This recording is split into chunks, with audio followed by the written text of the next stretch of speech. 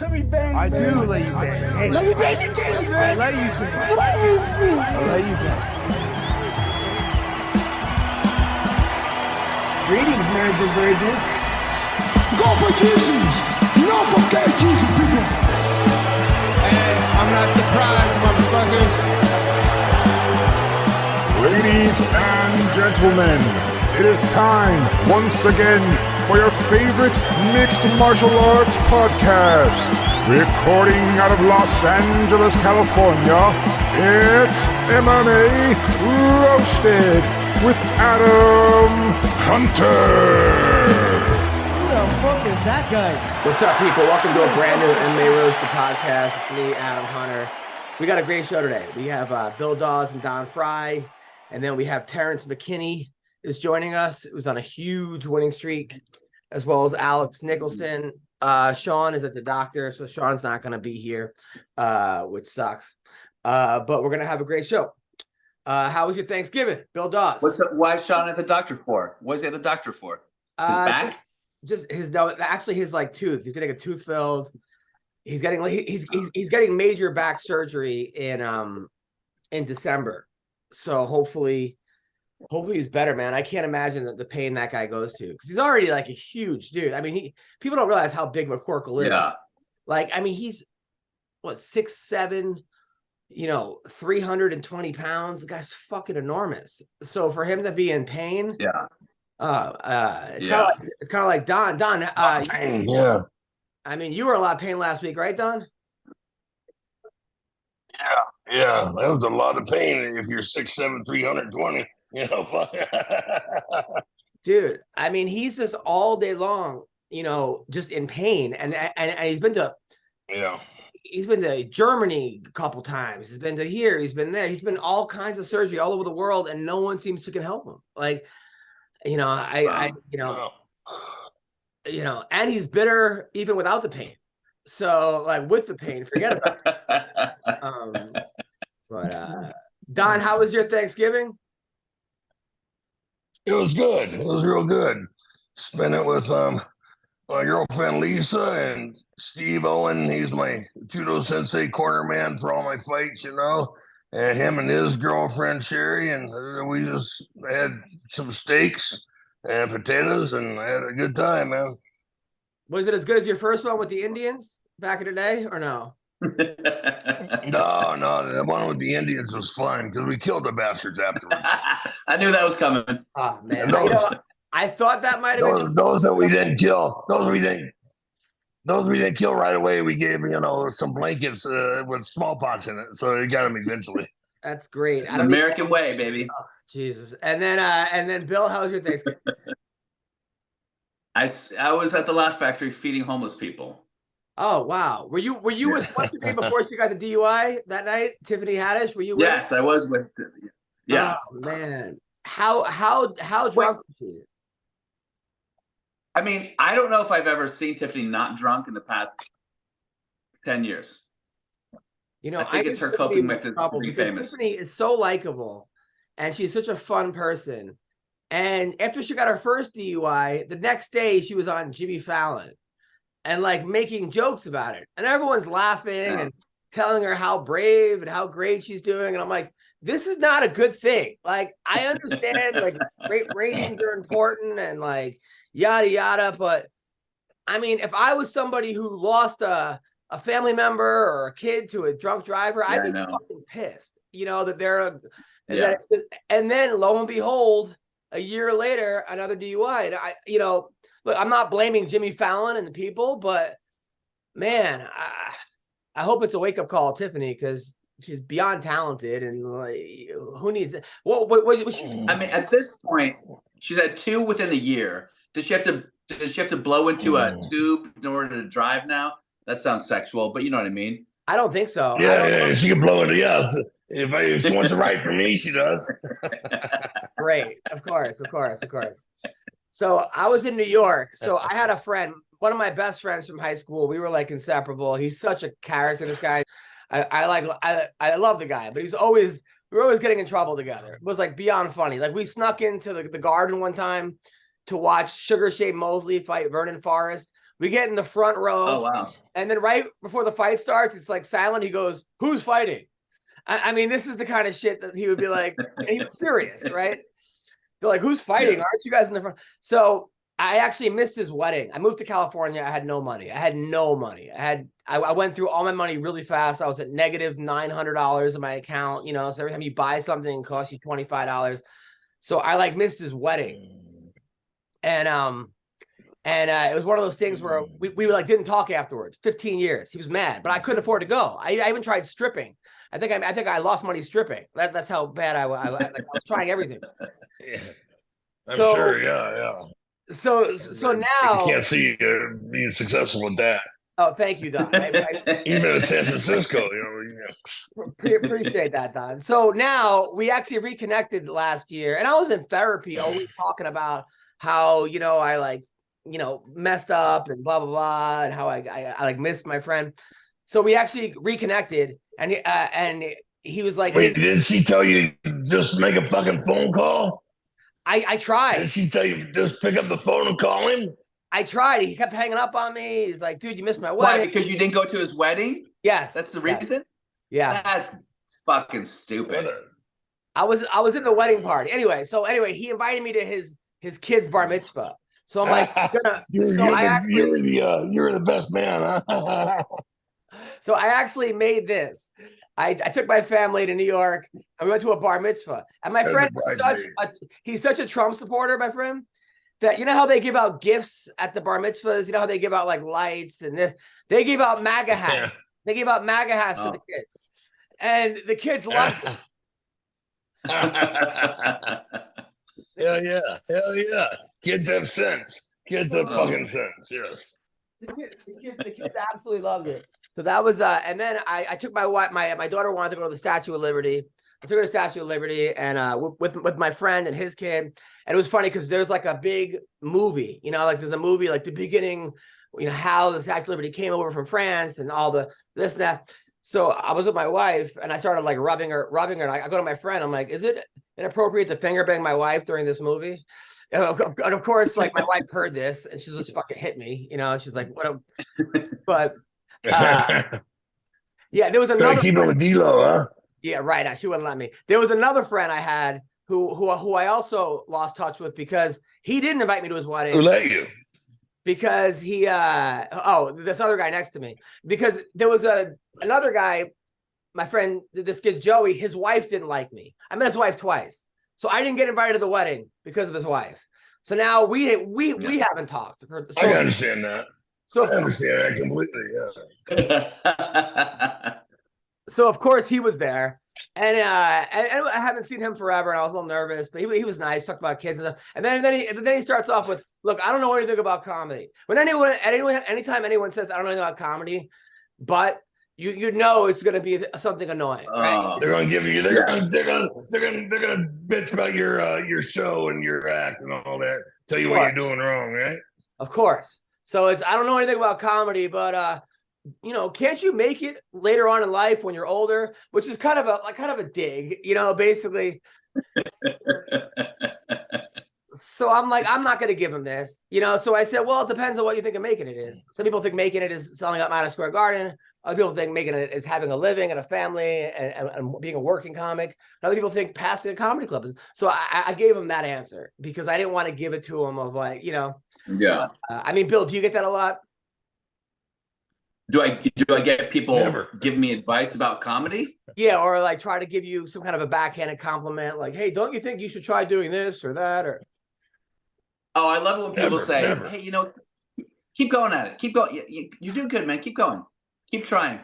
Keep it up." I love when some after the show's like, "Hey, man, you're really funny. Keep it up." I'm like, "Yeah, that's what I'm doing, dude. I am keeping it up. I don't need the encouragement from a random stranger from Wichita." Yeah, like don't quit. Like you were ever going to quit. You know, you get all the time. You get the "I thought you were funny," or "Man, tough crowd," or "I was laughing," or another comic bombs on the set and tries to put you into their misery by going, "Man, this crowd sucks."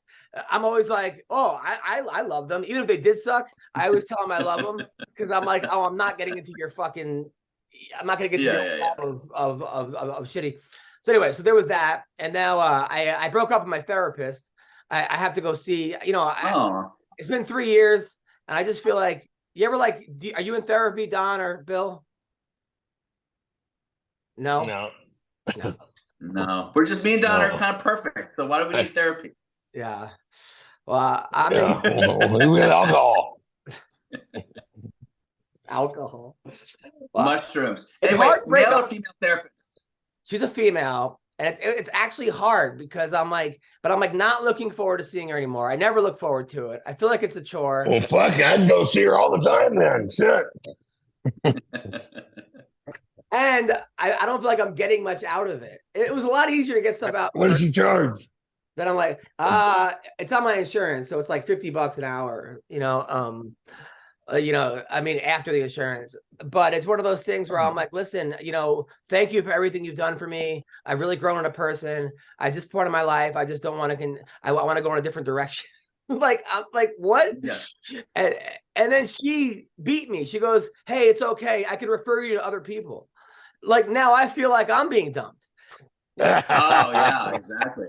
It wasn't you, it's me. Yeah. Right. Now I want to see her again. Just I know somebody who can do you. I know somebody who can do better for you, and make you feel like a real man. Yeah. Because you probably thought you were being very entertaining for her too, right? You probably thought like she must miss me. I'm hilarious. Couples therapy was the worst. He's trying his act on her. Yeah. Dude, no, couples therapy. For sure. That's what comics do. Couples therapy was the worst because I had an audience. I had 2 people. So it was, I would be like, they'd be like, what do you want to work? What do you like about the, That's the biggest audience you're in front of. Did you get stage fright? Yes. Lots of stage fright. That was, dude, there was one time in couples therapy, they were like, so what do you like about your significant other? And I'm like, well, I mean, she's hot, she's cool. She got big titties, tight vagina. Like and then they asked her and she was like, well, he's loyal and and they all these nice, and I'm like, can I change my answer? Like, he's a dog. Yeah, that was it, and I was like, one time I go, she sound like a fucking Labrador, right? I'm like, she used to be cool. She used to make out with girls. She's like, I like that one time. Nice and he used to be warm. Yeah, right. All right. So, wait, Adam, when you started your relationship, did you think that you were going to have a threesome because she made out with a girl in college? No. You never thought that was on the table? No, I knew anybody that I really cared about, like really, I was never going to have a threesome with, because to me, threesomes are reserved for 2 people. Right. 2 people that like you're just going to have fun with. And it's just a mutual understanding that we're not really going to ever, because if you have, I find those couples that like swing or they bring in other people, it seems like it never works out in the long run.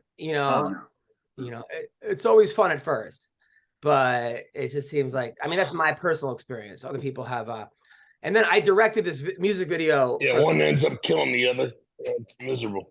Yes, exactly. I directed this music video with Angela Hill, right, for the awards, and it's really really funny. But she's got 4 backup dancers, and they're all jiu-jitsu girls with like, big butts, like big boobs, small waist, and they're all wearing. It's like Brazilians.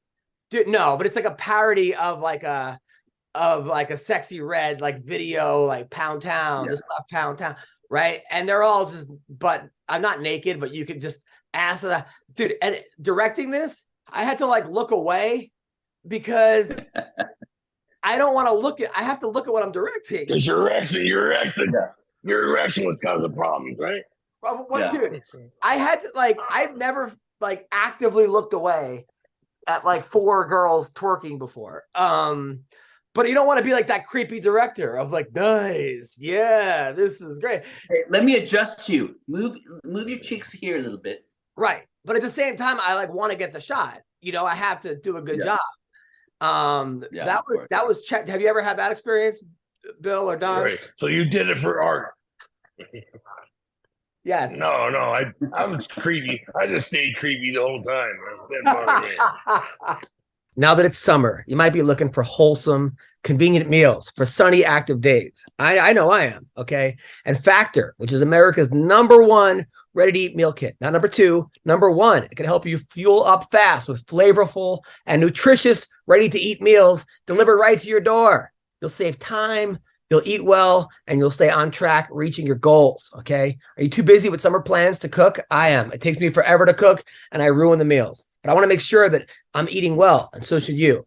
Well, with Factor, skip the trip to the grocery store and skip the chopping and the prepping and the cleaning, okay? While still getting the flavor and the nutritional quality you need.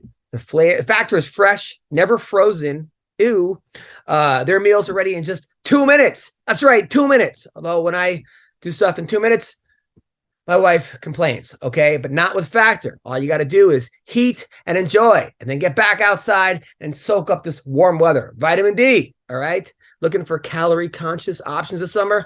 You can try the delicious, dietitian-approved, calorie-smart meals with around or less than 550 calories per serving. That's nothing. You burn that off, I don't know, jogging, all right? You need an extra boost to support your wellness goals this summer? I do.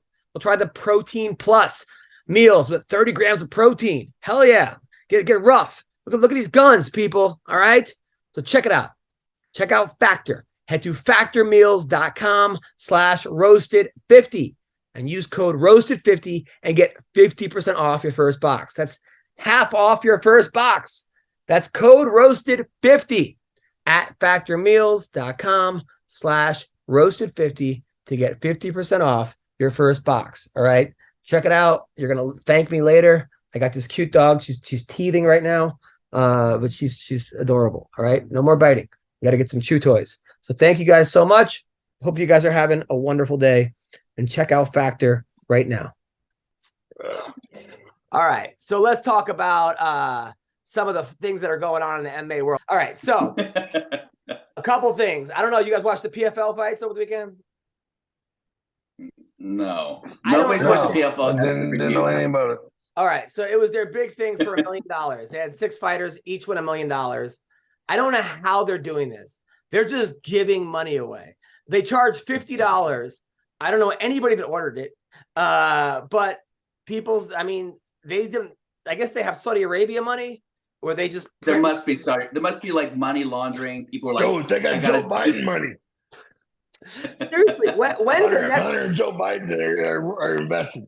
When's the Netflix documentary going to come out about this? Because this is basically, I've never seen anything where it's they just have more money and give you more money and nothing is coming in. But it seems to work. So this guy Impa won it, right? This guy Impa. It's called the U.S. Treasury, the government, the Congress. Dude, you're not kidding. So this guy named Impa, who I met last year in Florida. I'm talking about last year at this time in Florida, last January. He got cut from the UFC. He was the guy on the wrong end. Remember that guy Joaquin Buckley did that kick where the guy caught his leg and he did that crazy. Yeah. He was the guy that got knocked out, right? And he lost a bunch of fights in a row. He was training my friend from high school, who's not even a fighter, just like in his garage, just training him, right? Yeah. He won $1 million in the PFL. Holy shit. Wow. Good. That's good for him. Good. Yeah. He won like 6 fights in a row. He beat everybody. It was amazing. It was amazing. Does PFL not drug test? How did he go from losing all those fights to winning all those fights? Just the level of competition? First it was kind of easier because it was like contender series to get into the PFL, contender. And then he has great knockout power, and he just happened to not fight any wrestlers. Like he didn't go against any wrestlers. So everybody was a striker. And the guy who he went up against, who was a jiu-jitsu protege, just couldn't get him to the ground. It was just So that was that. Bubba Jenkins was supposed to fight Chris Wade. Chris Wade missed weight by 2.5 pounds. This was not for the $1 million. This is for like a regular fight. And Bubba said, no, I'm not fighting him. And then Chris put all these posts, like, you said you wanted to fight me. It was this. It was on site. And Bubba was like, instead he was an alternate, but didn't get the fight. Don, who's in the wrong here for that? Guy missed weight by 2.5 pounds. Yeah, absolutely. But you're supposed to be a professional. You're supposed to make weight. That's half the fucking fight, making weight. So you think he was right, Bubba, for not taking the fight? Oh, shouldn't they pay him? Don't they give you a percentage of the opponent's purse? Something like that. I think he's managed by Ali Abdulaziz, so I'm pretty sure he got paid. Because he's a manager that gets all his guys paid. But yeah, so I guess he got paid either way. I don't think he got the full money, but man, that was the one fight I was looking forward to. That was the one fight I was looking forward to. And then Derek Brunson was over there too. And Derek Brunson said he made more money. Let me see if I could find this. Share screen, because I got a lot of videos to here. So Derek Brunson said, Derek Brunson writes, he says, can you guys see? I made so much cash tonight. I may never fight again. It's been real, guys. PFL took care of your boy. And he won his fight against Ray Cooper III, who's a tough Hawaiian. So yeah. He was Derek, he won one fight, and he said he made that much money on one fight. Yeah, that he might never fight again. That's what he said. Wow. Now, are you following all this Ian Gary stuff? Don, you following it? Oh, a little bit. Refresh me a little All right. bit. So Ian Gary is a guy from Ireland. They're calling him the next Conor McGregor. He's 9-0. He's a monster. The guy's a monster. Has never walked around so far. Just been running through everybody, right? Everybody. He beat Neil Magny his last fight. He destroyed Neil Magny. So for some reason, he got banned from the gym in England, where Leon Edwards. They're like, you can't train here. And then Paddy the Batty said that Leon knocked him out in sparring, and they don't want him to train there because eventually he might fight Leon Edwards, which I guess makes sense. Yeah, you don't want the guy, this guy at the gym. Sure. Well, then it came out now for some reason that his wife's like this hot 41-year-old, 42-year-old. So Ian Gary was in an interview, and he said, I would never date a gold digger. I would never date a woman like that. Well, his wife wrote a book called How to Be a Wag, right? Which is a wife and girlfriend. A wag in England is basically a wife and girlfriend professional athlete. Like they have it's all about, they have their own, kind of like the housewives. A gold digger. Yeah. A fucking gold digger. So she wrote a book about it, right? A book about fucking whore. A fucking whore. How to be a whore. And rob people. Yes. I mean, what if that's their preference? What if people are just really turned on by athletes? I mean, that's a lot of preference. A lot of lazy ass broads that are they just self-serving. They just keep their body in shape, and then they fuck the guy. And when he's broke, then they go start fucking somebody else. And they people are saying that like. So people are saying, people are saying, is Ian Gary really even like? I mean, she could have went for a soccer player. She could have went for a baseball player or cricket player, rugby. But so now in comes Jake Shields, right? So Jake Shields has to chime in. He goes, before they dated, Ian Gary's 40-year-old wife wrote a book teaching young girls how to bang and date professional athletes. Apparently, her ex-husband lives with them. So now the plot thickens. The woman's ex-husband, who's a nutritionist. This is all allegedly, by the way. It's worse than the entire Logan Paul situation. So she writes this book. It's for $5. How to Be a Wag, the ultimate guide to catching the man of your dreams. The hot new career option is to be a wag. And we're here to tell you how to become part of the most prestigious wives and girlfriends club. Ever dreamed of walking in the footsteps of Victoria Beckham, Cheryl Cole, or Colin Roney? The guide is everything you need to know. We tell you how to pull off wag style, give great makeup tips. There's advice on dealing with the paparazzi, partying like a wag diets, and much more. If you want to bag the next David Beckham or flirt with the likes of Fernando Torres, this is the guide for you, right? Now, so she wrote a book on it. So now in comes Sean Strickland, right? So now Sean Strickland, which is may or may not be Don Fry's son, writes, he goes, I never talk about a fighter's girl, but fuck. I almost feel bad for Ian Gary. Your girl is a succubus. Sorry, bro. It happens to all of us once. You got played. #WAG. Hope you have a good free. Right? Yep. So now, income. Yep. So now Ian Gary actually threatened to sue Sean Strickland, right? On what grounds? Defamation? Yes, on defamation, and saying that it's not true. So in comes the wife, right? The wife, by the way, she's pretty hot. I'm not gonna lie. She's so now she's saying the ex-husband. Can you guys see this? This one's the big reveal. No. I wrote a book called WAG. And that statement itself is truth number 2. And this one's the big reveal. I wrote a book called How to Be a WAG. And that statement itself is a little bit of a stretch. I can hardly call myself an author of an 11-page audible-only satire story that was written in 2010. Now, 2010, that context is key because that was during the FIFA World Cup, where I was working at OK Magazine, working with various different gossip mags, and we were creating this hilarious satire look at wives and girlfriends in football. That's what WAG stands for, wives and girlfriends. It's got nothing to do with age. And I wasn't even then. I wasn't 40 then, was I? So come on, a little bit of that. If you want to call me an author for that, sweet. I think it's more of a lighthearted podcast, but I was well ahead of anyone who takes it as so she's saying, and now people are calling her a groomer. At the time, it was some bullshit things that people have been saying, that my ex-husband lives with us. No, he doesn't. And no, he never has. You're just making up.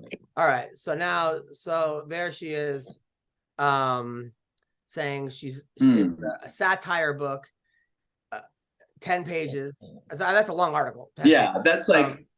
That's like someone being like, "Oh, I made a racist joke, but I'm not racist," and then you see them wearing a Klan hood later. You know what I mean? Obviously, that's not satire. That's her fucking mode of living. She is pretty hot. We got to admit, she's a very pretty girl. I mean, look, and now people are calling her a groomer, and it just kept going. So in comes, of course, Dylan Dennis. So Dylan Dennis is somehow has been in her DMs, and they've been going back and forth. All right, so here we go. All right, so Dylan Dennis, this is very important. This is what happens, by the way, when you don't have fights for a week. So he writes, morning. So Dylan Dennis's wife put the prayer, I guess. He writes, where you're from. This is 2018, England, but half Brazilian. How are you today? Very cool. And then he goes, do I show the rest? That was as of 3 hours ago. Oh boy. Man, she seems like a pretty cool girl. I don't know. Before she was with Ian Gary, right? The Dylan Dennis exchange was before. Yes, I think she was before. And then Mike Perry then joined, he's calling out Sean Strickland, saying, what are you doing? You're harassing people's wives, this and that, so he's defending. So Mike Perry's very upset about this, about Sean Strickland. Any advice, Don Fry? You've been around all this for a long time. Shit. I got no advice for Sean. Sean does better than I do. Hell, so I like watching Sean, like listening to him and watching him. He puts on better acts, better shows. So, what can I say to him? Alex Nicholson, you're a guy. I can't hear you for some reason. Can't hear you. Fuck, I can't hear Alex Nicholson. By the way, Alex. Who are you talking to? I'm talking to Alex Nicholson. Mute button. The mute's not on though. Is it Sparting? Oh, here we go. So Alex Nicholson is a monster, by the way. The guy will fight anyone, anywhere, anytime. And I've seen him with some of the hottest one I've ever seen in my life, by the way. He comes to my show with these Russian models. They're all like in public, they're all kind of like wearing clothes. Instagram, they're all half naked. if not 80% naked. Alex, how are you? God intended. Yes. How are Alex? Can you hear me now? Alex. Fuck. For some reason, what do you think it is? The audio? Right, that's obviously the audio. All right, so we'll keep going with this. Yeah, make sure you gotta be on Wi-Fi because it's almost impossible with Zoom if you're not on Wi-Fi. While Alex gets his sound. I can hear you. There you go. Alex, there we go. Alex, what are your thoughts on the whole Ian Gary cougar girlfriend wife situation? He's staying with like the ex or something. I saw him on. It sounds like he's a fucking pimp. It's not. It's the ex-husband. It sounds like he's staying at some other guy's house, and he's not paying rent. He's fucking his wife. You know what? That's the Spartan perspective. I never looked at it that way. I mean, right? As righteously, I try to keep God on my mind, speak, and I try to, it's huge for me. I try to stay righteous because I got, kids looking up to me and shit, and I say dumb shit sometimes because I think it's fucking funny. But who knows the situation? I mean, he seems like a good, cool fucking guy, and he takes care of his kids. And I get it's funny. We poke at things and have fun in the media and entertainment. But shit, dude, he's doing it. He's fucking, if he's making them fight sex, living rent free, taking care of his kids, good for him. By the way, Don, I don't know if that's your stomach or your dog, but I'm just hearing growling. I believe it's your dog. Yeah. By the way, I sound like it's my back. My back's bothering me. Okay, your back is bothering you. I'm hearing. We have a guest here. We have my back is fucking. Sorry to hear that. Now, Bill, did you see Alex's last fight? Wait, when was it? So Alex Nicholson is a monster. He's been in the UFC. He's been in the PFL. He's fought in Russia. He's fights everywhere. Anywhere you have fights, this guy will show up. So now he fights in bare knuckle MMA. Bare knuckle, oh my God. MMA wasn't dangerous enough. I didn't know they had bare knuckle MMA yet. They do. They have Jorge Masvidal's bare knuckle MMA. Yeah. And they're paying people allegedly great money, and the fights are all free on YouTube. Another business model that I don't understand either, right? But this it's money laundering. People need to launder their money. They need to write things off as an expense. All right, and get tax credit. That is not the official statement of this podcast. That is Bill's opinion. But so this was his last fight. Don, views by our guests are not especially endorsed by. Yes. Right. So Don, look at this fight. So he fights this guy, bare knuckle MMA. You got to see it. The whole fight's 30 seconds, so it's not going to take too long. When Alex leapt with the double knee in the middle of the cage, you got to see it. So this guy he's a super athlete. Comes out swinging, runs straight into McLean. McLean. No, Alex. Whoa. Oh, it's over. Wow. Been kind of. Now, were you worried you killed him?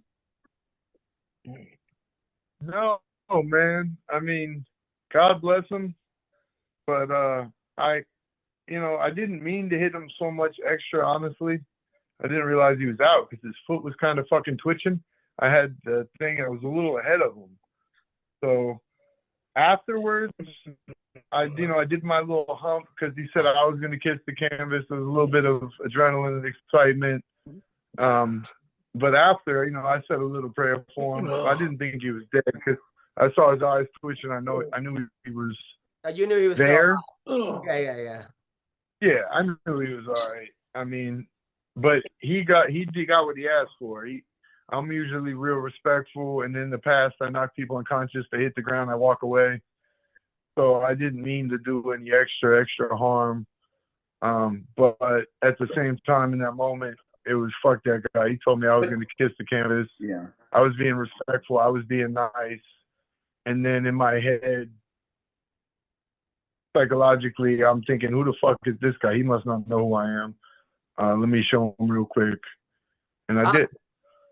Were you hurt at all? Aren't you also supposed to keep hitting until the ref stops you? Isn't that the protocol? Yeah, I mean, as Masvidal would say, it's super necessary, right? Right. Well, yeah, that guy's it is the protocol. Yeah. But I mean, if you're not familiar with my fights, like Adam said, not being egotistical, not talking myself up, but when I hit people, they quit fucking moving. There's no TKO. Now, he clipped you. Were you rocked at all? It woke me up, man. I was surprised to see that he just had the confidence he did, to be quite honest with you. I mean, yeah, he's a pro fighter, but he came out swinging, and if your chin goes up in the air, it's going to be a long night for you. You can't come out swinging like that. I mean, yeah. How do you prepare for bare knuckle MMA? Like, do you just, do you not use gloves at all in practice? No, I hit the mitts bare knuckle. I mean, I've been conditioning the fuck out of them for a few years now. I got them pretty even, and I think it's about hitting, your cross or your jab, your hook. See, it's the way my bones go. The uppercut. It's more about turning that body Mike Tyson style, keeping it connected, or you're gonna break the metacarpals in your hand. Dude. And yeah, I mean, I've gotten a lot of fights out on the basketball court coming up, bare knuckle. I mean, I never had a problem punching somebody bare knuckle. I like that it's gotten very popular. I like that people think it's that much big of a deal. Like, yeah, sure, maybe you're cut, but if a 4-ounce glove padded, I'm gonna punch you way fucking harder, honestly, because I have the confidence in my wrap. It's exposed knuckles, but we wrap our metacarpals. So my wrist and my metacarpals are fine as long as my knuckles are hard.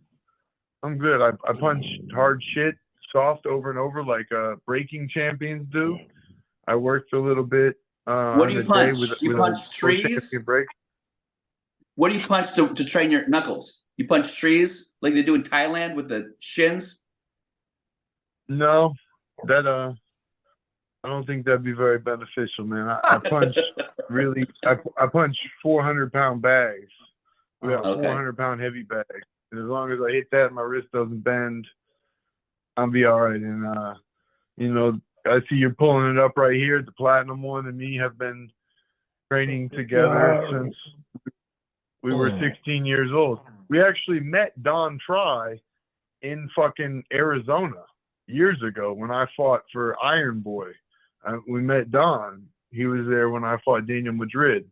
And me and Mike was there as well. Don, do you remember this at all? Where at? Iron Boy Promotion, Iron Boy MMA, Phoenix, Arizona. Yeah. I don't remember. Yes, sir. So sorry. I apologize, man. What year was it? It was 4 years ago, 2019. What did Don say to you? Hello. Him and Mike did a face-off in the ring. Oh my God. Respectfully, you guys, it was silly. You guys were goofing around. And Mike who? Mike Perry. Mike Perry. Oh, okay. It's like damn Mike Tyson. I don't ever meeting Mike Tyson. I mean, man, I'm really slipping here, man. It's starting to worry me. Well, I mean, there was 3 weeks in a row where I asked Don what he did last weekend. He told me the same story about him meeting like the Secretary of State and going hunting with him. And I'm like, Don, you said that was last week, and you told me that same. Anyway, so this week, Eddie Alvarez versus Mike Perry. Now, I can't wait for this fight, but Eddie Alvarez fought at 155, and then Perry fought at 185? Yep. No, Mike didn't fight. He fought MMA at welterweight. Oh, okay. So he was 170. I will say that Mike's been walking around at like 200 pounds lately. So, I mean, what weight is this fight at? I guess they don't have weight divisions in bare knuckle. No, they have. No, they do. I think that they agreed to meet at 65. I'm not positive though. Wow. Is Perry going to make 165? I mean, he's made 55 before. Got it. By the way, Alex was at Mike beat Preston Parsons years ago in Jacksonville at 155. I mean, granted, you could see his fucking cheekbones, and oh god, he was shredded to the bone. I mean, yeah, when I did my comedy special, Bill, it was Mike Perry. Everyone was wearing masks.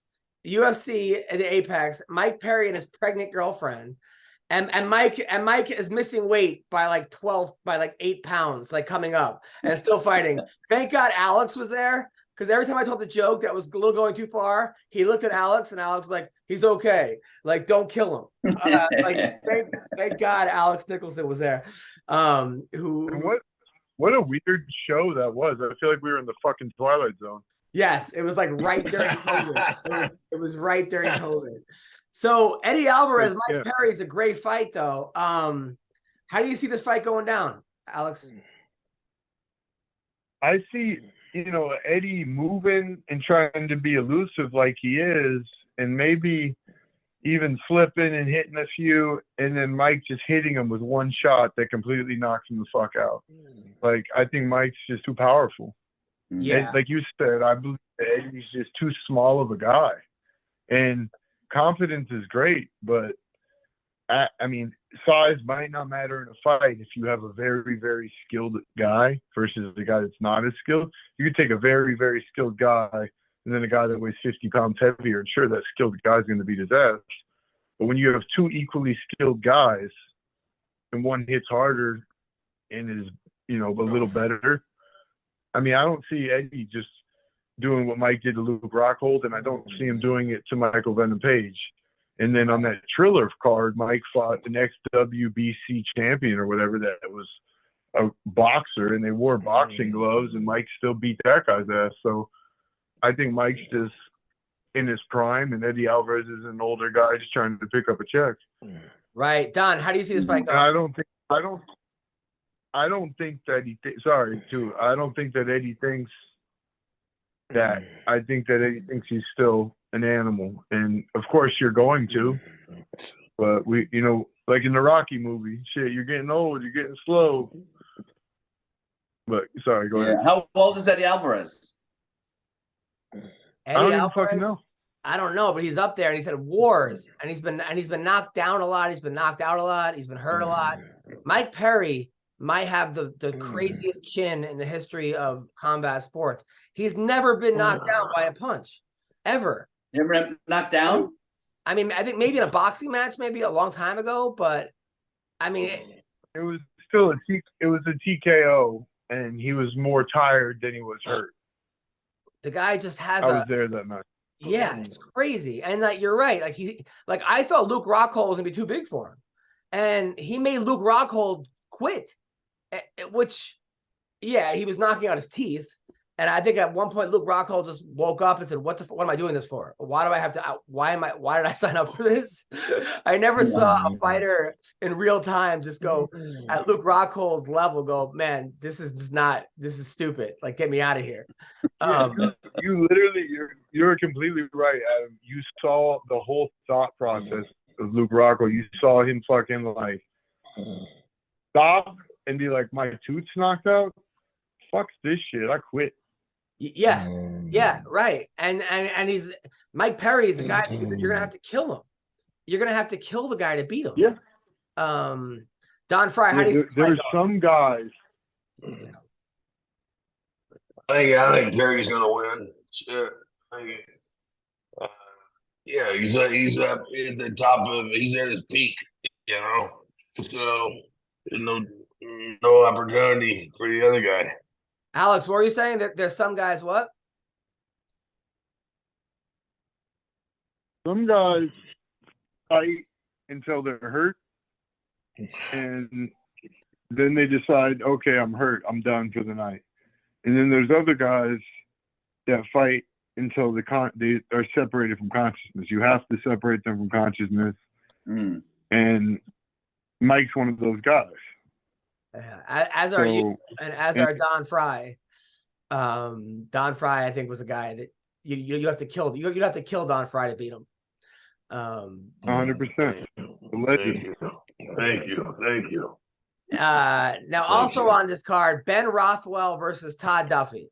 Now, this is Todd. I don't know who Todd Duffy's manager is, but man, this is his first bare knuckle fight, and he's fighting Ben Rothwell, another guy who 2-0 in bare knuckle, but just hits like a fucking. I mean, Overeem couldn't stop this guy. Remember that Overeem fight where Overeem just unloaded on the guy, and Rothwell just took it and then beat Overeem? That was insanity. And I like Todd Duffy. But why would you sign up for your first fight against Ben Rothwell?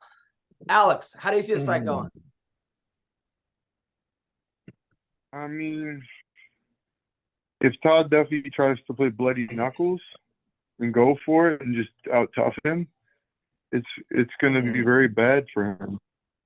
But I think if Todd Duffy took the approach of I'm going to stick and I'm going to move, I'm going to be elusive, I'm going to hit, not get hit, I think it could be an easy night for him. You think so? You're not really that impressed with Ben Rothwell's boxing skills? I mean, I'm not downplaying it, but if I fought Ben Rothwell, I would beat the shit out of him and he wouldn't touch me. Like, I would slapbox him. I would not get hit by him. He can't take me down. He can't glitch me. Like, I think that, you know, he who fights and runs away lives to fight another day. It's never really been my style. But I would not go in there like, oh, okay, I'm going to knock Ben Rothwell the fuck out. And I think Todd Duffy is a cerebral fighter. I think he's a cerebral, smart guy. He thinks about things, and I think he's going to try to jab and move. And for 6 minutes, you know, that's not that hard. Bill, thoughts on this fight? I mean, it's very hard to disagree with anything Alex says because he's an expert on these guys. But like, and I feel like Rothwell was always slow, and isn't he also getting a little long in the tooth too? Yes, Todd Duffy's a guy that, like, his upside is ridiculous. I mean, he's got the look, he's got the skill, mentally, he's just not always been there, you know. And he's also one of those dudes that like fought Overeem in K1 and wore wrestling shoes for the fight. Like, he just does some things where you're like, what is going on right now? But on Todd's best night, he's amazing. Dun, dun, dun, dun. It's not a bird. It's not a plane. It's a ball trimmer sent from space. Gentlemen, our friends over at MANSCAPED have been working night and day to bring you a below-the-waist grooming experience like none other with their brand new Performance Package 5.0 Ultra, featuring the Lawnmower 5.0. We're talking about a next-generation trimmer with interchangeable blade heads for whatever shave your mind can imagine. That's right. Upgrade your grooming game to the Ultrasphere this year by going to manscaped.com for 20% off, plus free shipping with code MMA Roasted. High tech for low places. Manscaped. I'm telling you, people, I use Manscaped all the time. My balls feel amazing. Amazing. Okay. If you have a girlfriend or a boyfriend and they put their balls, you put your balls in their mouth, okay, or they put their balls in your mouth, whatever it is, okay, you want your balls, you want them shaved, you want them feeling good. It's a whole new experience, okay? AI is cool, but I think this might be the biggest technological advancement the world has seen in the past decade. Now, every man knows how scary it is when going for a close shave. Oh my God, I've cut myself. It's horrible. And then the whole day you're like, just not feeling good. It's just shaving, like your balls are just, you're wearing boxers and it's just going against you. And you're like, not good.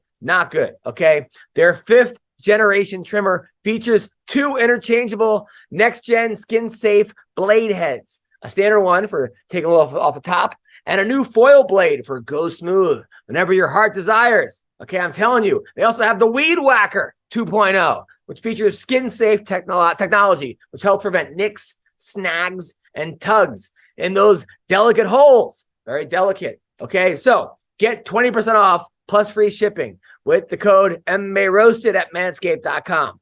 20% off plus free shipping with the code with the code MMA Roasted at manscaped.com. I promise you, you've never seen a ball trimmer look like a spaceship.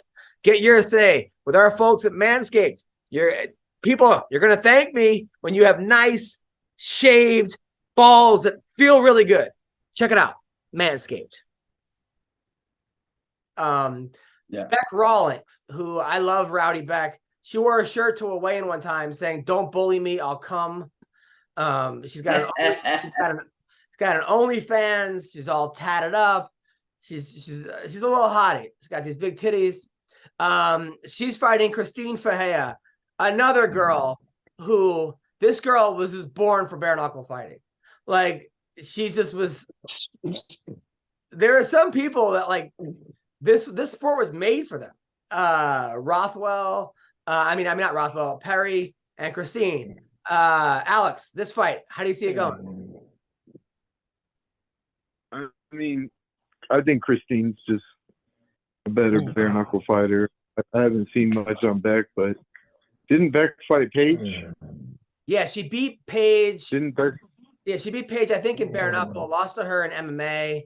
But the last fight, Beck was winning or doing well, and they stopped it on a cut or something. And so this is like the third. I think Beck is a lot bigger than Christine. Yeah. Like height and length. But Christine's an animal, so we'll see. We'll see what happens there. I think that's an interesting one. You know, I don't have a favorite, but if I'm going to pick skill-wise, for the bare knuckle boxing sport, I'll have to go with Beck. Right. I mean, Christine. Right. And then also on this fight, which is pretty awesome, Jeremy Stevens, who has just had the worst luck. And like he was a guy, Bill.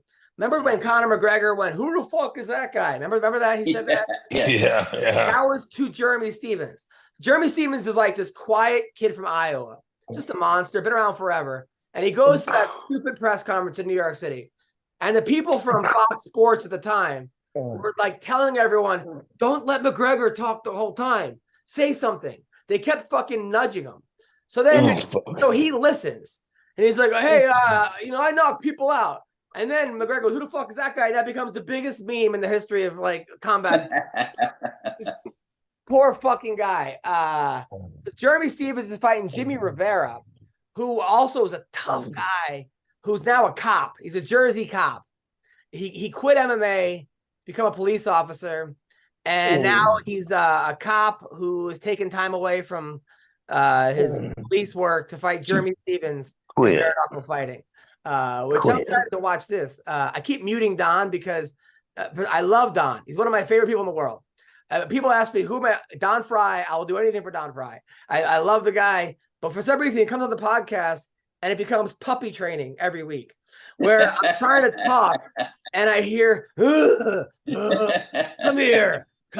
And then I point it out to him and then it gets worse. So I can't understand because people are trying to listen to the show and they're like, "Oh, I'm trying to hear what Adam has to say or the Spartan or Bill." And instead they're hearing Don and his fucking dog. All right. So Spartan, this fight, Stevens Rivera, who do you like? That's an amazing fight, man. Like, if you know the sport, you know that's an amazing fight, man. I think Jimmy Rivera is a little bit of a better boxer, in my opinion. Yeah. I think he might be a little more dynamic. Jeremy's a legend in MMA. But that's definitely the sleeper fight on the card right there. 1,000%. This is 100% sleeper fight of the card. Alex, I have a question for you. Do you feel that in MMA bare knuckle, there's any place for jiu-jitsu at all? Oh, of course, there's always a place in the. Are people getting like good submissions in bare knuckle MMA? Yeah, I mean, you can't grab inside the glove and save yourself. I mean, every fighter knows it's against the rules, but if you're choking me fucking unconscious, I'm gonna reach in your glove and try to peel your hand off. So you can't do that anymore. It's not as exciting. Roy Nelson beat Alan Belcher, and then Alan Belcher won the decision. Like, any mixed martial artist that watches that fight goes, okay, you know, Roy's taking him down, but Roy took him down, used jiu-jitsu, and won the fight. And they gave it to Alan in Mississippi, which, you know, may just be bare knuckle MMA. We want to see violence, you know. We want to see violence, right? Maybe. But jiu-jitsu submission chokeholds will definitely be easier to pull off. And it's a smart way to go about it. It's definitely the smart way to go about it. Dude, the guy in charge of bare knuckle seems like a pretty good guy, but he's crazy. So there was a fight one time a couple years ago where the fight was kind of boring. Bare knuckle, not MMA, bare knuckle fighting. The guy walks in after he goes, that fight sucked. I'm not paying either of these guys. And I was like, you can't do that. Like, this is a fucking sport. You can't, like, imagine it in the NBA. Like, no one's making baskets. Like, you guys are both. I mean, you remember that happened, Alex? I do. I remember seeing the video. I remember seeing that video. And, you know, that's an interesting thing to say. I'd be like, cool, I'm suing the fuck out of your company. Don't pay me. Right. No, 100%. 100%. So listen, Alex, you're not with that Russian girl anymore, the half naked one that was always on Instagram. But you're always with a hot girl. But now you found Jesus. Is it harder to get like hot pussy now that you're a religious man? Because I would assume yes. Sorry. I mean, nobody's perfect, brother. Nobody's perfect. We're forgiven for our sins. I mean, I'm trying to find a good girl, but it's very hard to do nowadays. Yeah, that ain't the truth. Hard to find good people out here nowadays. Yeah. Everybody's tweaking on something. Yeah. But it's a little bit depressing, but then you think about eternity if you really believe in the concept and you think you're trying to do good for everybody around you. I mean, I met a girl and she's a nice, sweet girl, and it's working out, and I'm still getting plenty of pussy. So I guess the answer to your question is no. Oh, good. Congratulations. Good. Because the other ones, it seemed like you would always go for these strippers or OnlyFans models, and I was worried about you because it's always like, you know, you're a nice, protective guy, but I could see them, you know, getting likes from people, and you getting a little jealous and then killing that guy. So I'm happy. Well, you can't, bro. Like any young man out there listening, you can't get jealous. You trust that person. You understand people are going to do whatever they want to do anyway. So you either got to. A whore's going to be a whore. Yeah, that's the thing about it all the time. Like you just said, a whore is going to be a whore. A bitch is going to be a bitch. A dude who is an asshole is going to be an asshole. And God bless us all. Now you have you have one kid or two kids now? I have one. One. So now your kid at school, does he go around telling people that his dad's a bare knuckle MMA fighter? We've had a lot of problems in private school. Yes. He's 6 years old now, and he's on the verge of getting kicked out of private school. And I think it's more because somebody's mom's a doctor, somebody's mom's a lawyer. His mom fights in the UFC, and his dad fights professional bare knuckle. And I think it's not a problem. He doesn't have a problem. Like, he's a young 6-year-old kid with tons of energy. But I'm doing my best, brother. He grew up watching violence. He's a little baby Spartan boy. And I mean, the world's just too soft, man. It's like you got a bunch of 6-year-olds smacking each other. One smacks a little harder. You tell them to stop, listen. This is a very sensitive subject for me right now, Adam. Oh, sorry. I didn't mean to bring up any. I don't want to be the guy getting smacked next. But listen. You know, no, I mean it is what it is, bro. You know, it is what it is. Well, I just would love to see you at the PTA meetings. Like that would be really, really funny. I would love to see the Spartan walking in with the moms and the rich moms in Florida. I think that would be that's like its own show, you know. I don't want this shit to be documented. Oh, got it. Well, listen, Alex, happy holidays. I love you, man. Hopefully I'll see you next time in Florida, man. And keep up the great work. Appreciate you guys. God bless, man. Take care, partner. God bless. Take care. Good luck. Alex the Spartan, dude, is When's his next fight? I don't know. I should have asked him what his next fight is. The guy. Yeah, that'd be appropriate. Yeah, it would, it'd be like you're concerned or interested in the guest. Yeah. Oh, but yeah, appropriate. I hear every time he's trying to fucking talk. Okay. Hey, I'm having a bad back day, buddy. I'm having a real bad back day. What does that have to do with your dog fucking growling every 5 seconds? Oh, I thought you were talking about me growling. So, all right. Well, and now that all right. So now basically also they're trying to say the PFL guy, which the president of the PFL, I think he's pretty smart actually. Because he, according to him, because now that the PFL bought Bellator, he thinks champ for champ, Bellator and PFL can beat the guys in the UFC. Of course he's gonna think that. That's what you're supposed to think when you fucking invest that much fucking money into anything, you know? You think, with the AFC bought the NFC, they thought that too. Shit. Or when Vince McMahon did the XFL or Trump did USFL, it'd be so much better.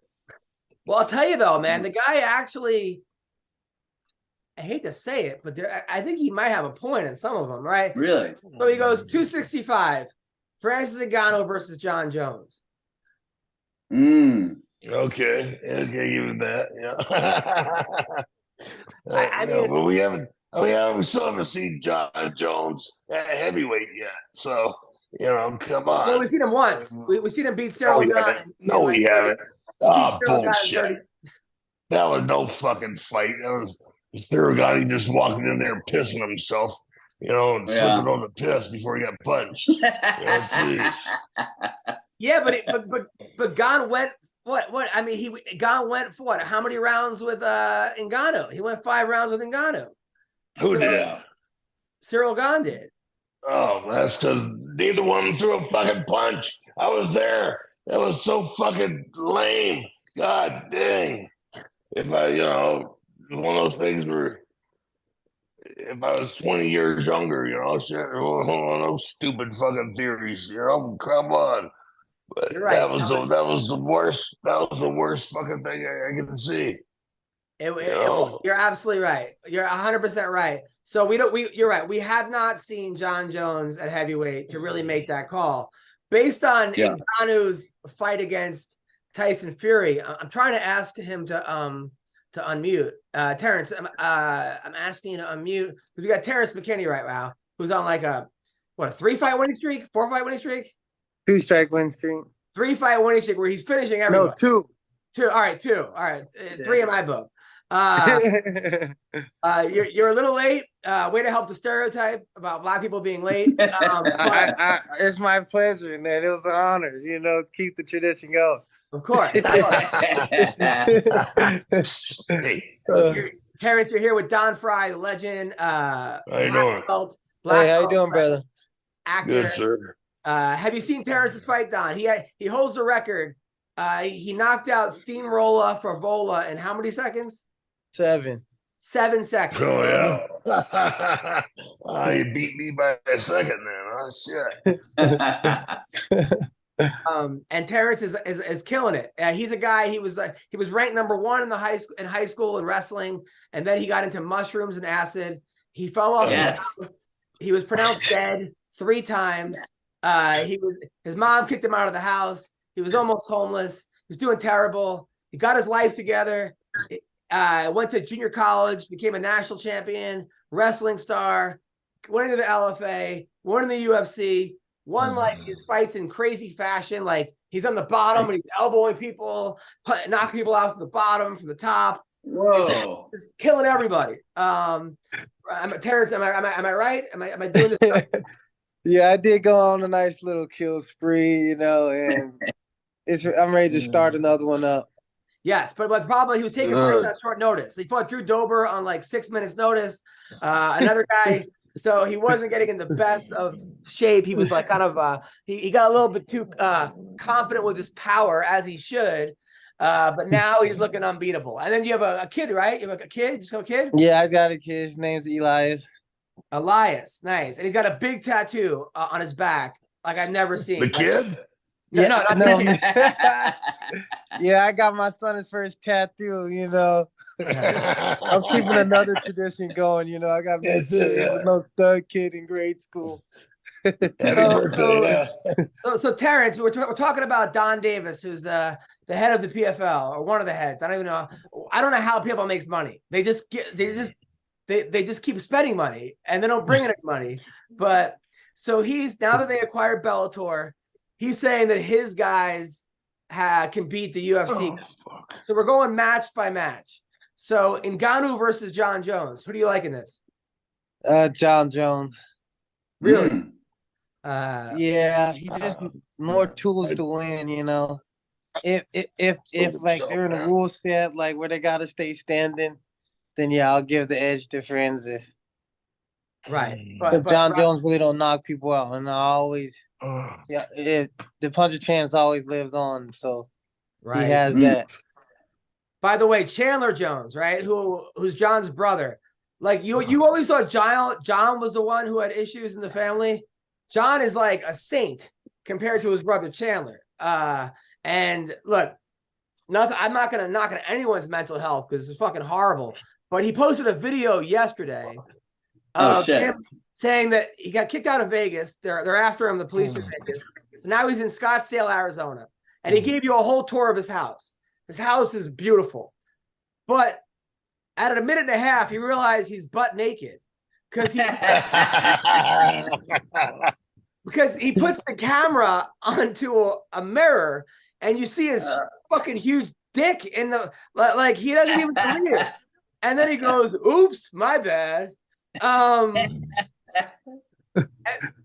Hey, if you had a dick that big, wouldn't you want to post on Instagram? Yeah, why not? You got to show the stereotypes are true once again.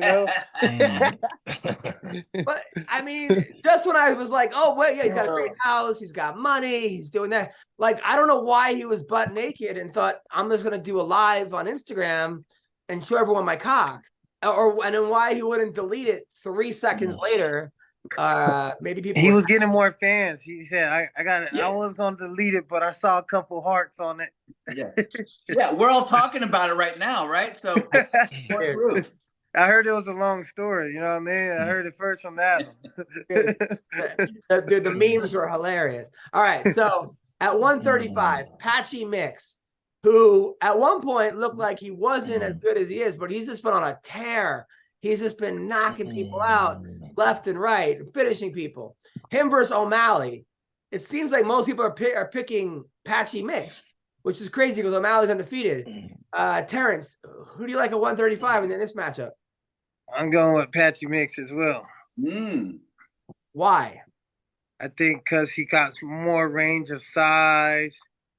I think he's one of the better grapplers in that weight class. He's awkward.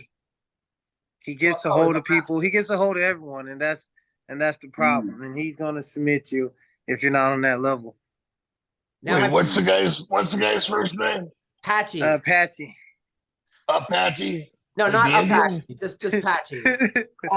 Like a Patchy Mix. Wow, that's a hell of a name. That's like a pro wrestler name. Shit. It is a cool name. Sometimes I think people are like, they give them these names and they have to be fighters because of like, what else are you gonna do? Have you trained with both those guys or either of those guys? No, neither yet. Okay, all right. Now Pitbull Volkanovski. As much as I like Pitbull, I don't even know which one is which, and I think that they're kind of both past their prime.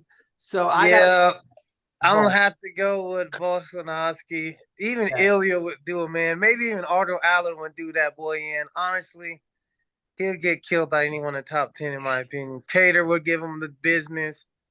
I'm sorry. Yes. He's too little, bro. He'll get hurt by them guys. Those are big, real featherweights. And then Islam versus OAM. Oh, come on now. Right.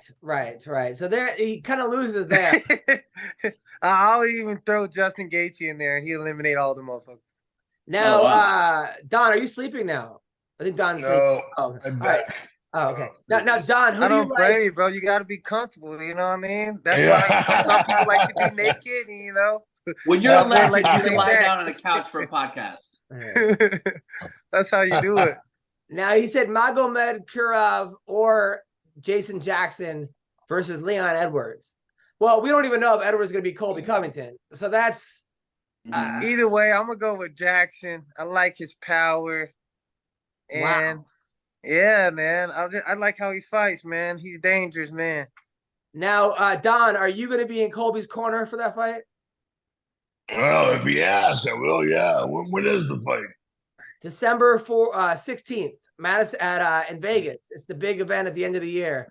Colby, Leon Edwards. I just say that because Jackson fought, to me, the better wrestler. You know what I mean? Yeah, and knocked him out. But that guy also Leon's just came back. stand up, and Leon doesn't really have punching power, so that's why I'm gonna give it to Jackson. He has punching power, and didn't that guy just fight in the war? He knows how to make it a scrap. You know, he knows how to make it his fight. But that guy just came back from the Ukraine, bro, right? Did he just come back from Ukraine? That guy, like. Either way, he's wrestling with the most savage motherfuckers you think about. His teammate's Edwin, you know, and that motherfucker's good. And so if he got knocked out, they're just saying Jackson's making strides right now. That's all I'm saying. Now, who do you like, Colby or Leon? I'm going with Colby. Who do you want to win? Colby. Got it. Oh, wow. Bill, you? I'm not a hater of Colby. I mean, to me, he's a good fighter, bro. People can say what they want. At the end of the day, this dude can fight, and it's really not boring. I'm sorry, when I watch him fight, I'm like, this dude can scrap. Yeah, he's like constantly hitting you. You know, either he drowns you or you know. I mean, yeah, I like Colby as a fighter, and also like, yeah, he's right. Bring it back to America. Yeah, that's what I'm saying. Want to have a little bit of national pride. I too am rooting for Colby. I think Colby puts on an act. Anyone that's met him knows he's like a really nice person in person. You know. Yeah, I heard he's a really good dude. So, and I'm like I said, I give credit where credit's due. The dude can fight. Now Johnny Eblin, who has never lost. Don't even ask me. You didn't even fucking ask me. All right, Don. Who do you want to win, Colby or Leon? I'm gonna go with Colby, even though Colby does not like me. He hates me to the core. Why? Because thank you for asking. There you go. That's very inquisitive. He hates me because when I met President Trump said, you know, you are my favorite fighter of all time. And so when Colby, Colby must have heard that. So, you know, it's just plain jealousy. You know, just disturbs him. He looked like he'll get jealous over something like that, huh? No, that's bullshit. When you were on the podcast, with Colby said nothing but respect for you, how much he liked you, how you were like one of his role models, like all this shit. So I think this is fake news. As fake news. Yes.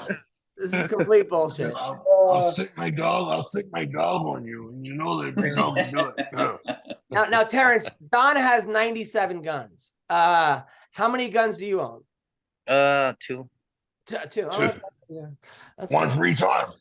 Yeah, I mean, call me Blade. You live in Texas? Yeah, I do now.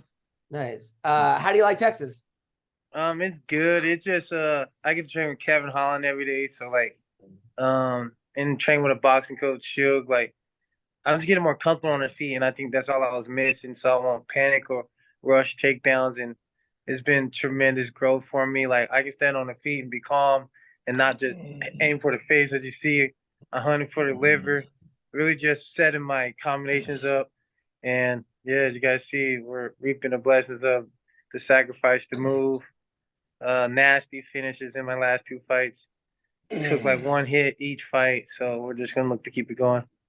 Now, speaking of Kevin, the word is that he's fighting MVP. Is this true?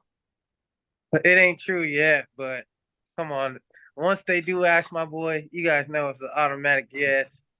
And my boy's gonna wreck him. I'm telling you now, 100%. That's gonna be. I mean, I can't wait. That's gonna be a banger fight, man. Yes. I mean, do you think is Holland gonna take it to the ground though? Because MVP standing is one of the best. Not that You Kevin guys know who Holland is, man. Mm-hmm. My guy's a gangster. He don't care who you is. He'll fight you in your best position. He gonna show you that he can crack and it ain't gonna go the way you think it's gonna go. All right. Okay. Like if you say so, I believe it. I just know like with the Wonder Boy fight, I thought he would have won that fight, but he was except his hand exactly. After this, it just makes sense. He's gonna, like I said, that fight might circle back again. We'll see. Wonder Boy's kind of getting old. Mm-hmm. Right. Okay. All right. Now Johnny Eblin versus Sean Strickland. You already know I'm going with Johnny, man. This dude's nasty, bro. And wow. I'm saying he a warrior, bro. I watched all his fights, and I know he can compete in any like championship. That's how I feel. So at least versus Strickland, he'll drown Strickland with the wrestling. Come on now. Now, have you seen what happened? Now, if you said someone like Alex Pereira or someone that could really slump a motherfucker, catch him with a flying knee, then I'll be like, yeah, they can get him. But if you're not like a dynamic striker and can't catch him clean off the takedowns, which Strickland really isn't a knee type of person, yeah, he's getting ate up. He's eating Strickland up. So Sean Strickland, a couple days ago, a guy was beating up his girlfriend. According to Sean Strickland, this guy was drunk, stomping at a girl. A security guard seen it. He jumped in his car and drove off. Security followed him, hit a curb, completely shredded his tire, drove in on his rim for a while, then jumped out and tried to run into his house. I mean, what are the fucking odds? You get out of your car and you're in Sean Strickland's house. So Sean Strickland initially thought he was stealing his car, so he jumped out and put a gun to the guy's head. You guys want to see this? Holy shit. Yeah, play it. All right. I haven't seen it.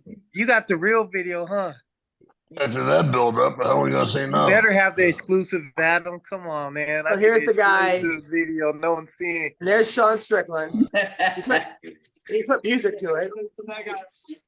Oh shoot.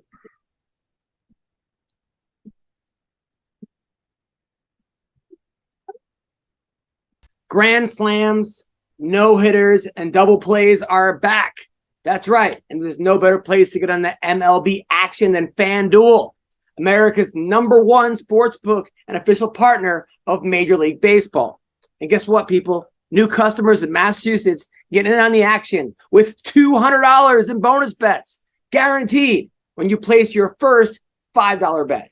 Just sign up at FanDuel.com/Boston. And finally, you can bet on all your favorite sports, from the money line to point spreads to player props and more. I love it, okay? If I'm going to bet, I'm going to go on FanDuel. So now, bet on an app that's safe, secure, and super easy to use. Don't miss your chance to get $200 of bonus bets. Win or lose. How great is that? Okay? Visit FanDuel.com/Boston and make every moment more. That's FanDuel, the official partner of Major League Baseball. You got to be 21 and older and present in Massachusetts. Okay, your first online real money wager only. $10 first deposit required. Bonus issued as non-withdrawable. And bonus bets that expire in 14 days. Restrictions apply. See terms at sportsbook.fanduel.com. Help is here. So is hope. Hope and help. GamblingHelpLineMA.org or call 1-800-327-5050 for 24/7 support. Play it smart from the start. GameSenseMA.com or call 1-800-GAM-1234. That's FanDuel. Check it out now. Right now. You want to bet? That's where you go. It looked like he blasted him. Did he just blast him right there? Yeah. Laughing, and he's got a gun to the guy's head. It looked like he shot at the ground or some shit. Yeah, did he? Yeah, did he shoot at the ground? Show it again. Show it again. Show it again. That motherfucker blasted something, huh? You guys seen that? Why does it why does this shit always happen to Strickland? And also to Kevin Holland. He's always like saving people or fighting crime. What is like these people? Don't run up on Sean. That boy, he looked like he trigger happy right there. So here we go. All right, here we go. Oh, fuck. Here we go. Yeah, let us see your passcode, brother. Yeah, I'm not doing that. All right, so it says, man, I'm not doing that. You just got to exit off screen for a second. All right. All right. God almighty. Sean, maybe I can get it on like Twitter. So Sean Strickland, he's always either way. Sean Strickland is shooting motherfuckers. Don't fuck with him. And white too. The guy's white. He gonna make the dance like the Wild Wild West. You guys, so don't fuck with Sean. Okay, here we go. Here we go. Sean Strickland's about it, bro. You guys see? Yeah. Except when it came to Kevin, he ain't. Here we go. There's the drunk guy. He's on his knee, and then. Fuck me. You talking about picking the wrong house, huh? Yeah. Watch this. Watch this. Right here. He shoot towards the ground. Oh man, he definitely shot the ground. Maybe even twice. Who was that guy with no neck? Like, who the fuck was that guy? That guy, like, he have like a. He was like, "Are you gonna shoot him, bro? Are you gonna shoot him?" He has like a stooge that just hangs out with him. Like, that's pretty cool. That was crazy. Now, by the way, what did you think of the Ian Gary situation with the wife and the girlfriend, or the 40? What do you think about that? Oh, man. Yes, we already talked about it, but I want to hear your thoughts. You know, I like some MILFs too, so you know, to each his own. Yes. You know. Yeah. Yeah. Right. Yeah, I don't really judge them. You know, live your life. You know, whatever going on in your house, that's between you and your wife and her side dude, wherever he is. You guys, you know, do your thing. Right. All is fair in love and got war. their little niche, you know. Obviously, they a little freaky in there. Right. Right. Now, you and your baby mama, are you guys married? Are you guys just dating? What's the deal? No, we're not married. We're not. Oh, there goes that stereotype too. Fuck her. Yeah, how to make a black man uncomfortable. It's a little dicey right now, but you know. Hey, it's always dicey when you have a new kid. It's always tough at the beginning. You just gotta, especially when you start being successful. You just gotta wait it out. I'm telling you, I don't really care as long as the money for my kid, she can have it all. Good man, you're a good man. No, don't have it all. Who, the wife? No. Listen. I'm gonna give you. She won't spit it. She won't spit it on the kid. She won't spit on the kid. Do everything you can to make it work. Okay. Yeah. Because it's cheaper. It's cheaper and it's better for the kid, man. Yeah, it's cheaper to keep her, but you know, if it's done, it's done. You know, at the same time. Yeah, but I just gotta trust in God and just whatever He sees fit, so be it. Yeah, you're right. Get a better lawyer. Get a better fucking lawyer. Yep. So I gotta fight one more time, and then I'll do it again. I'll do the dance again. God. All right. So the fights this week. Beneil Dariush, who's like the nicest guy ever. Like on his free time, he goes and builds churches in third world countries. Oh my God. You will not meet a nicer. Like you would never know this guy's a straight killer, and he is. He's fighting Arman Surakian, who's solid fighter. Should be a great fight. Beal's coming off a tough loss. He lost his last fight, which I didn't think was going to happen, but he did, to Charles Oliveira. He got knocked out in one round. And Arman is on he beat Joaquin Silva. He beat Damir. He's on a 2-fight winning streak. Who do we like in this fight? Terrance. I'm going to go with Beneil because Arman's not usually the type to like to go crazy at first, which plays into the hands of Beneil because Beneil gets better as the fight goes along. If you start out slow and then he'll just start making his reads. So it's best to blitz people like Beneil so they can't start developing the plan. Because you play that card of fighting slow and just, you know, starting slow, making reads, he'll beat you in that game. You got to blitz him, and I feel like they're going to both be cautious in and it's gonna be a Beneil like split decision. I bet. Don. Oh shit! You know, I was too busy listening to the guy to formulate my own thought, man. Shit, I mean, he put up a good. I'm also looking at that good-looking black girl, like a sister back there behind Armand. That chick is hot, man. Jeez, I've seen her walk around that octagon a few times, man. You forget about the fight when she strutted around. I'll tell you. Got it, Bill. I'm gonna say Beneil. I like his. I like the way he fights. He always surprises me. He's one of these guys that like beats the fights. What beats the guys I think he's gonna lose to, and loses the fight to win. 100%. But I hope he wins. You won't meet a nicer guy in MMA. Bobby Green, who's on a career resurgence at like 70 years Crazy. old. Fuck. He's fighting Jalen Turner, who's a guy that was scared of tarantulas as a kid. So he went out and got like 1,000 of them. And now he breeds tarantulas. I've never met anyone who breeds tarantulas. He's taking this fight on short notice. But I think he's going to get their legs apart. I don't know. I have no idea how you breed tarantulas. But Terrance, who wins this fight? Jalen Turner, if he can get it done in first. I think the later that it goes, the weight cut's gonna be, vicious for Jalen Turner. Unless it's a catch weight or something I don't know about. What you guys know what weight is today? No, I don't think it is a catch weight. Jalen Turner. But if it goes out the first, Bobby Green for sure. I bet he even probably submits him. I mean, this guy. I mean, it's like fucking abs and Jesus Christ. I'm looking at the blonde behind me, man. What the fuck is wrong with you? And then, all right. So, do you know these guys, Bill? I mean, Bobby Green for me, 100%, because he's on a mission from God, so I support him. All right, and Don.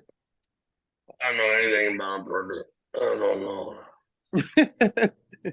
All right, Division Figueredo's moving up. He was the champion at 125, fighting at 135, going against Rob Font. All right, I'm looking for this fight. Really? This fight the most. Why, Terrance? Tell me. It's just because they both got that one punch type of power. Yes. Now, Don, you still live in that house, right? You talking to me? Yeah, you still live in the house that I saw you You at? muted me. What the hell did you mute me? What the hell am I doing wrong with snoring, the fucking snoring, the dog snoring is like it's next level. But your house is huge. Why does the dog go by the phone every time there's a podcast? My dog loves me. My dog loves me. That's what dogs are for. When your Wi-Fi finally works, I got a dog to compete with. But all right, so Sean Brady versus Kelvin Gastelum. Kelvin Gastelum is getting down to 170. I can't believe it. I never thought I'd see that. I can't either. That guy's a big dude, to get down to 170. No, he was fat, bro. I'm fat. Not surprised. He's not big at all. He's just his mom babied him until he was like 21. Like he went to college. You can tell he liked to eat good. You know what I mean? Dude, he went to college for 1 month and got homesick, and then his mom makes him these big fat Mexican plates of quesadilla, this, that, and like. So, fuck! I missed that too. Jeez. Yeah, I'm going home to that too. That doesn't sound nice. I ain't gonna lie. Yeah, crime buddy. He's such a mama's boy. I love him, but he's the biggest mom. He's also one of the best people I know. Sean Brady is a guy who's a monster. He's a guy, he beat that guy. Who's the guy in jiu-jitsu from Australia that's like the big guy, the big Australian jiu-jitsu guy, Bill? The guy that like wins everything. He's like right under. Are you talking about Craig Jones? Yeah, he beat Craig Jones in jiu-jitsu. Oh, wow. This guy, Sean Brady. He's 15-1, but Bilal Muhammad ran through him. Fucking ran. That's why I want Sean Brady to win, though, personally. Come on. Why? Because I'm cool with Sean Brady, man. Yeah, he's like a nice guy. But Kelvin's like. But I honestly, but to be realistic, Kelvin hands is a lot crispier than what's the name. So if he can't get on the ground, it might be an early night, like some Bisbee type shit. But Kelvin was a state champ wrestler. Yeah. Kelvin's a black belt, I think. Now, how much do you think Kelvin will be a fight day? Like, you think he'll come in at 200 pounds? He got to be smart about that. I think if he does that, that's the mistake that he makes. But is that what you do, right? Don't you go up to like 25? I go up to like 175 at the highest. And you weigh in at 55? Yeah. Yeah. Hasn't Kelvin missed weight a lot? Dude, it was like 4 times in a row. One time though, he had to give he had to give Tyron Woodley his 20% of his earnings or something, and Tyron sent it back to him, which is pretty cool. Like Tyron, yeah, that's pretty awesome. Cool. Yeah, Tyrone's different dude. Yeah, that's good dude. I don't know, man. Yeah, I like him. I like him for myself. Thank you. Come on. Yeah, I think Tyrone's top. I think Tyrone Woodley's a top notch guy, man. Top notch guy. I mean, he gets a lot of shit for that Jake Paul nonsense, but people forget. Fuck him, he's smart. Yeah, he's smart. He came up. Yeah, I like. I'll fight Jake Paul right now too for the book. Yeah, exactly. I'd probably take a dive too. Yeah. You know what I mean? How do you want me to fall? Like this or like that? Exactly. Want me to rip my shorts all the way down? You want my feet up in the air? Also, Clay Guida is on this card. His record, my God, 38 wins and 23 losses, and I'm kind of mad at him, to be honest. I'm not mad at him, but I wrote something for the MMA Awards. I wrote him a song that he wanted. He didn't like the song. Why they got Clay Guida fighting that little steroided mother effer? He must be. They must know it must be his last fight, because it's your last fight in UFC. You got to get your ass beat, I guess. I hope Clay. Like in pro wrestling, you got to do a job on the way out. You know what I mean? Put the new people over, you know. Otherwise, if you beat them, then why quit, right? Yeah. Don's like Clay Guida. No, Don's heavyweight. Clay Guida's a 155. Like Joaquin Silva just gave Armin a crazy fight. Yeah. Oh man. I mean, Clay Guida though, I feel bad because his brother Jason Guida. Hey, but don't sleep on Clay Guida. The mistake he will make is they try to kill him. Gee, then he's still there. Yeah. But his brother keeps getting fatter. His brother must be like 300 pounds now. No. Every time keeps feeding. Every time we're fight, he slaps him in the face. And it was one thing when he was 170, but now he's getting a fucking straight slap from a 350-pound monster. Tell him just the joint power slap, man. Fuck, dude. I think he's like sound like he likes slapping people. He might be a natural. Yeah. Also, Misha Tate is on the undercard here.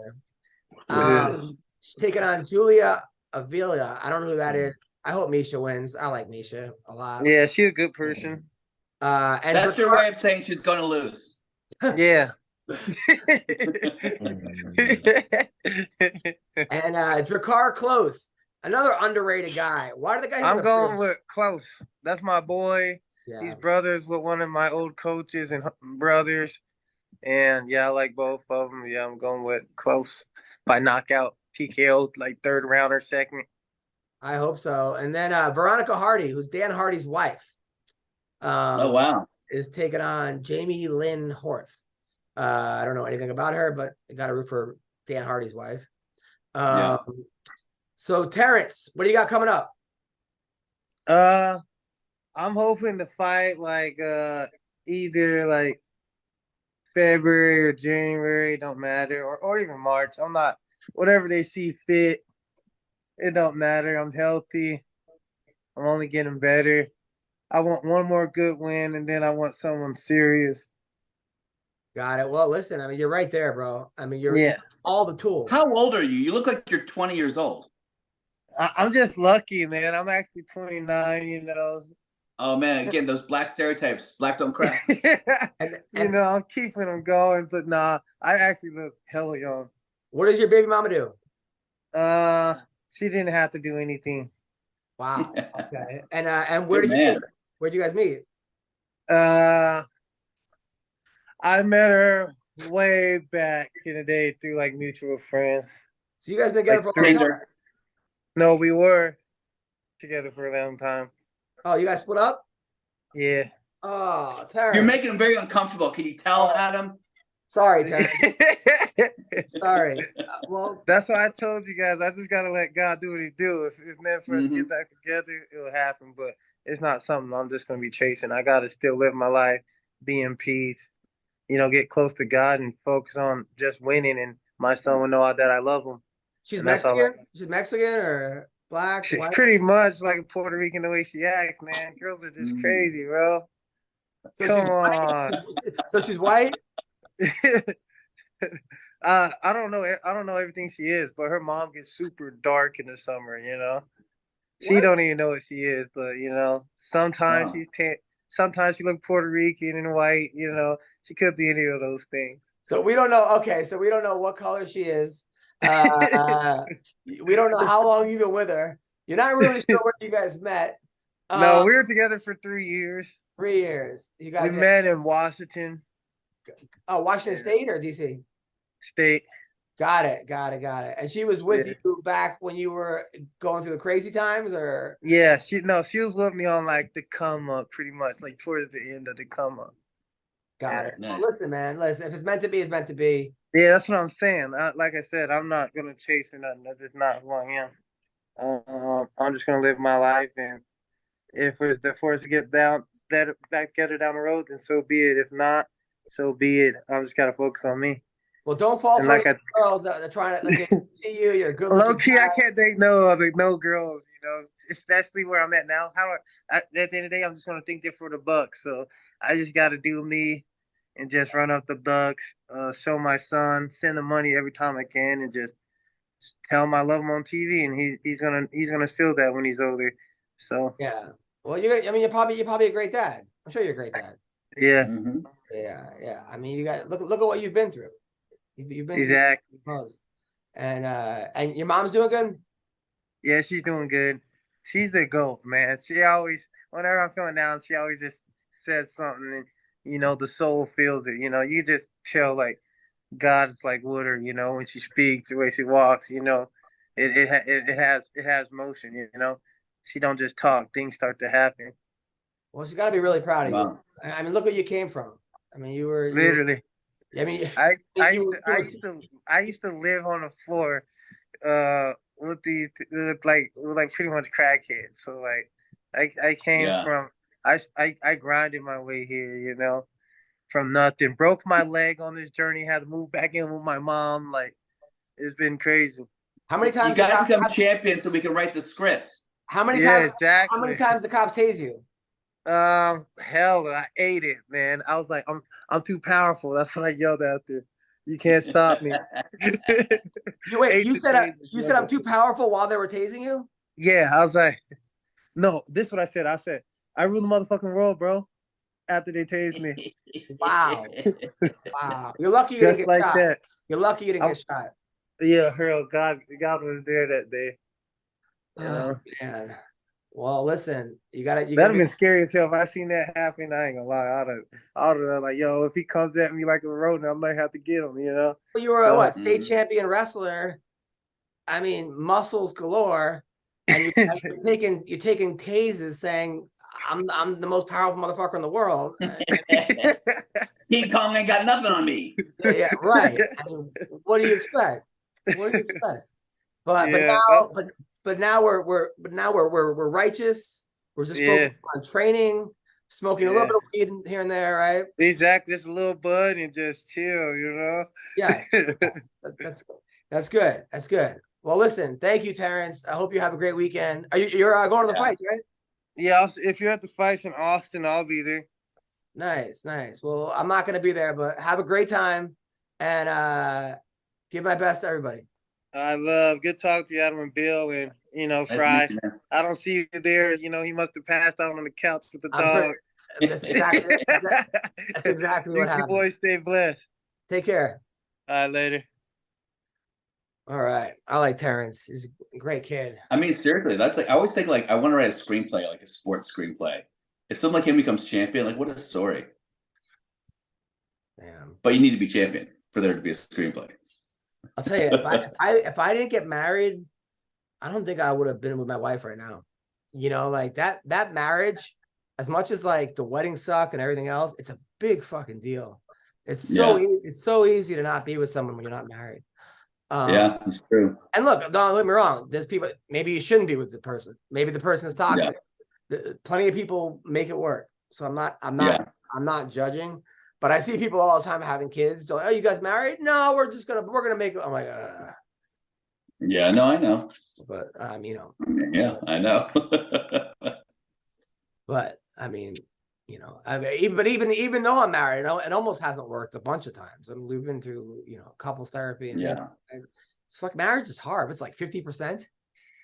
It's like that's what Bill Burr used to have a great bit about that. He's like, you know, it's 50%. People are still lining up and do it. Like if you were going like parachute off an airplane, they were like skydiving. 50% chance of dying. Would you do it? Right. I mean, it's so true. But nothing but respect to Terrance. And Alex. Alex is a pretty serious guy. Very serious. Yeah. Yeah. I mean, but both those guys, like, they're just like, you know, everyone's got like I feel like a lot of fighters are very like connected to God, or they have a connection to their faith. That what do comics ever talk about God? Dude, I dropped my kid off at Christian school today. It was her first day after that. Oh, wow. Yeah. It was funny. Oh, after the meat grinder. Yeah. Yeah. After the triple murder, after the triple homicide.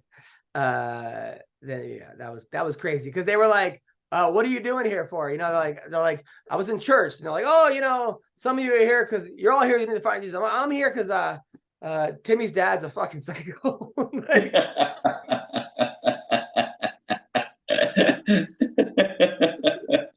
I'm not here. I mean, Jesus is great. No, we need something. Hey, anyway, Bill, you're the best. I'll see you. What do you got tonight? Are you in LA? No, I'm in Florida now. I'm going to be. I'll be in LA though this weekend. All right. Yeah. If you wanna, are you getting up in Florida? No, just a little vacay. Well, if I was gonna say if you're there Saturday, I could probably hook you up with the Boca Black. Oh, you'll be there this Saturday? No, I'm not, but I could make a phone call for you. Oh yeah, no, I'm taking off. Yeah. Anyway, you're the best. Thank you, sir. I'll talk to you soon. Take care, guys.